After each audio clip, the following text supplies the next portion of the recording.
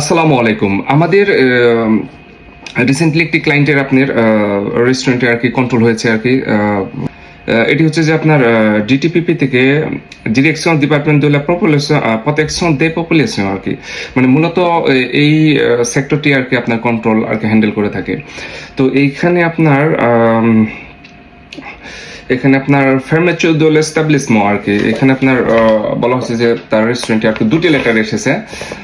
তো বলা হচ্ছে যে আপনার তার রেস্টুরেন্টে আর কি বন্ধ থাকতে হবে। তো প্রথমে তাকে ওয়ার্নিং দেওয়া হচ্ছে আপনার 23 এপ্রিল 2026।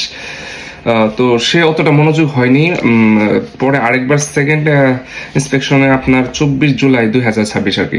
তো পরের বার যখন আপনার কন্ট্রোল হয়, আপনার যদি ক্লিনিংটা ঠিকঠাক মতো না থাকে তাহলে কিন্তু আপনার জরিমানা তো থাকে, 30,000 ইউরো জরিমানা থাকে আর কি বলা হয়েছে।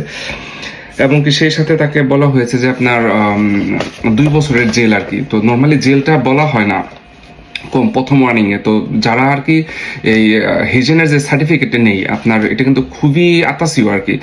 তো এই সার্টিফিকেটটা না থাকলে কিন্তু আপনার মাস্ট আর কি কন্ট্রোল হলে বড় ধরনের একটি প্রবলেম হবে আর কি। তো প্রথমবার হয়তো একটু করে, কিন্তু দ্বিতীয়বার এটা জেল পর্যন্ত চলে যায় আর কি।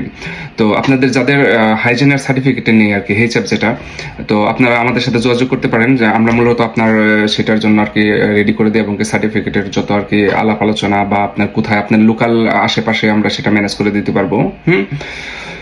তো যাদের এই সার্টিফিকেটটা নেই তারা আর কি যোগাযোগ করতে পারেন। আপনার বিজনেসের পার্টনারের মধ্যে যে কেউ একজন এই সার্টিফিকেট থাকলেই হবে। যাদের আছে তাদের তো আছে, বিশেষ করে জেরনের আর কি করে রাখলে ভালো, বাট এরপরে পার্টনার থাকলেও খুব একটা সমস্যা হয় না। তো আপনাদের যাদের নেই তারা প্যারিস বাংলার সাথে যোগাযোগ করতে পারেন।